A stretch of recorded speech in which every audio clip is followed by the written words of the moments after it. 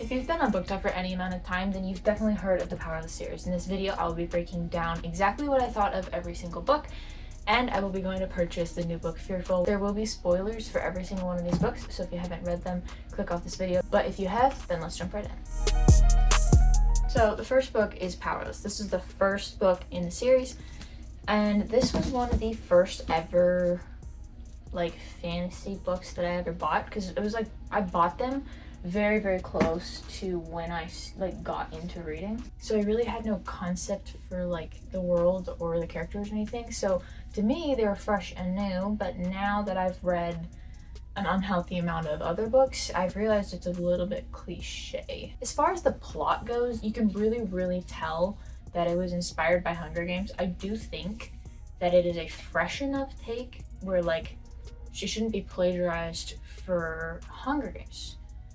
More on that drama in a minute, because there's another book where I think maybe we could have been a little more creative. But overall, I did enjoy the plot of the first one. I think the first one was my favorite plot-wise. I think it made the most sense, and you're just introduced to the character, and the banter is fresh.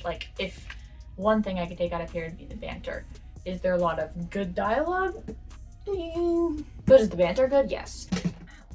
Now, as far as the magic system in Powerless goes, it's basically a carbon copy of this book, including some of the lines about flame and shadow. I noticed in both books that was the case. I'm going to talk briefly about this book. I won't give any spoilers for this one. In this book, there's people with superpowers that are happy and wealthy, and then there's people that don't have powers that are pretty much worthless. And that is basically the premise of this book, except in this book, if you don't have powers, you basically have to be unalive. Now let's talk about some of the characters in the book. We'll start with Peyton. Peyton is actually one of my favorite main characters because she's just an absolute girl boss, and I love her for that. She's pretty cliche, but I think she is unique enough where it's not a carbon copy of someone else's. I do think it's a very common trope. If it was a dystopian fantasy mix, you can pretty much guess girl boss, she has a dagger concealed somewhere that she uses to threaten her love interest that is totally her enemy.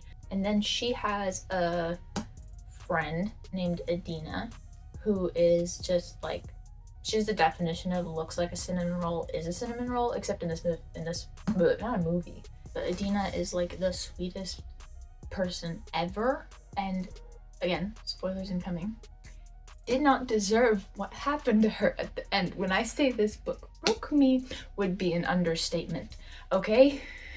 It's the first time I cried in a long time, and I cried really hard for a very long time, and I did throw the book against the wall. And last, but certainly not least, Kai Azur. I thought it was Azir for ever. I still think that sounds better, but that's beside the point. Kai is literally amazing.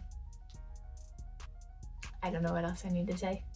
He is poetic when he talks to her, has the best banter, is protective of her, which again is a little cliche for the genre, but I'm okay with it because it's Kai. That's all I have to say.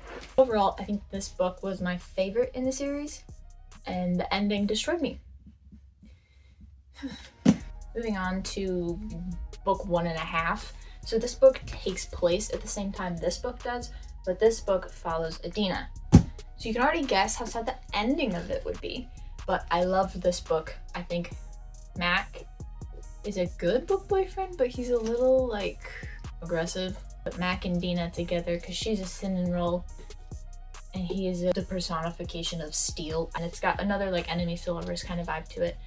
But then the ending broke me in 17,000 tiny little pieces, and I never got put back together again. But it's fine. It's not fine. The ending of this made me cry a lot, being in her point of view and Peyton's point of view and Mac's point of view and Kai's point of view. Between these two books, you have to relive her death 4 times. If that's not brutal, I don't know what is. So yeah, this book was also great. I loved it. Now for Reckless. Now, when I was reading this book was really good because I never read something similar to it. But now looking back, it is quite literally a carbon copy of this book, which was written way before this book even came along. So in this book and in this book, the main characters end up like chained together and like have to survive. I will say in this book, I did like the sewer scenes and all that, and like just the way they had to rely on each other, because that's a great way to force enemies together. And I did like the banter in this one. It does feel a little repetitive. Like there's not a lot this book is like built on other than just like banter and tension between the characters, which if you like that, that's fine, but sometimes I'm looking for a bit more than that. But the plot twist at the end of this book, that made me throw it against the wall and made me rage, because when I finished it, it was about another year before Fearless even came out. And so we, as a book talk community, just like bonded over this and debated it and cried together and got angry at Lauren in the best way possible as a unit. Overall, this book was also really good, and I liked the premise of it, and I felt like aside from the way that these characters here were chained together and traveling through the wilderness, and the same thing happened here, which was just a small part of this book, I think this one was slightly more unique and less stolen, because they were away from Ilia, where like most of the magic system that was copied from what Red Queen was like happening. So this felt slightly more original, aside from the fact that it's copied from this.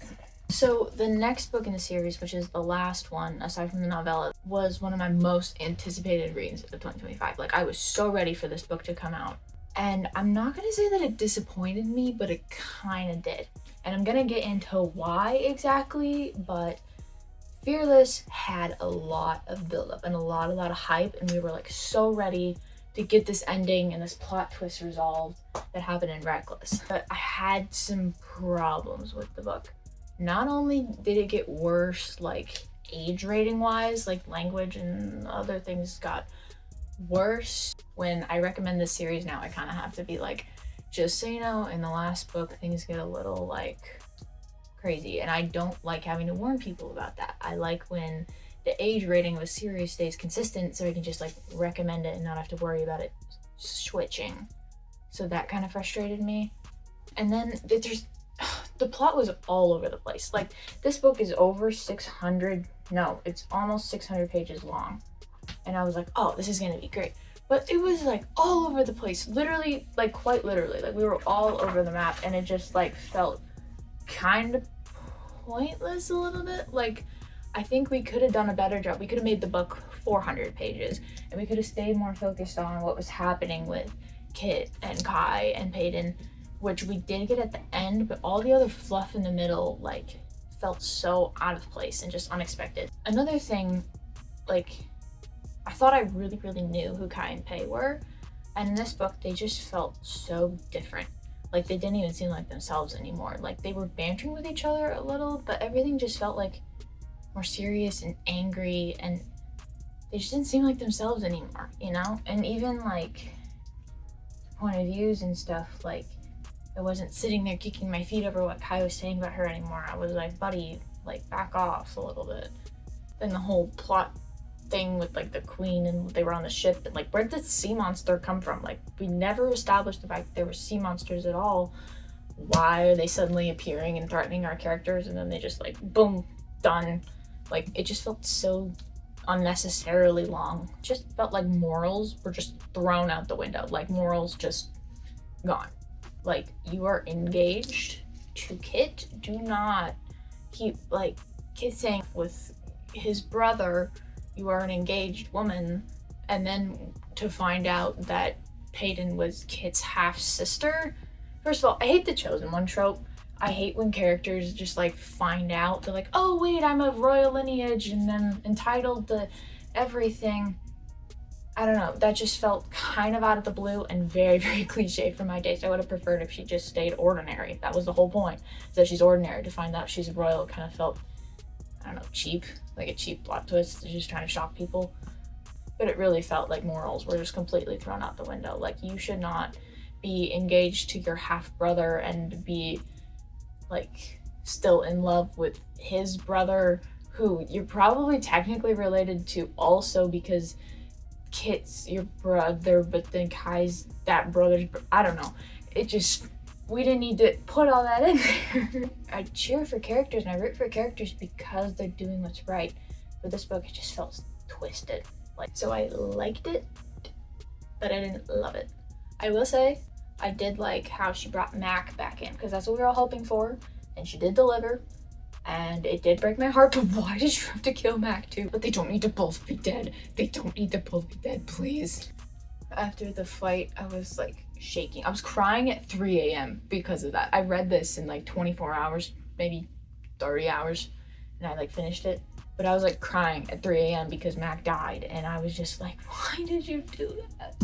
Like this scene where they're like in the stars, Vincent quote, maybe? But they're like in the stars, and then Kit's there, but Kit's lonely, but then he's not.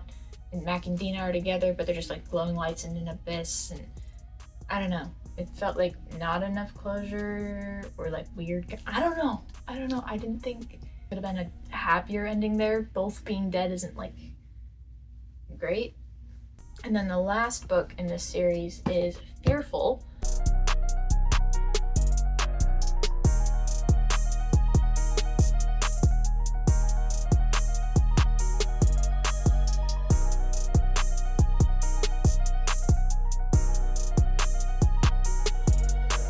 So everyone knows that when you come in for one book, you're gonna leave with a lot. So I also got Apprentice to the Villain and The Kiss of Deception because I wanted to, and they have fun sides.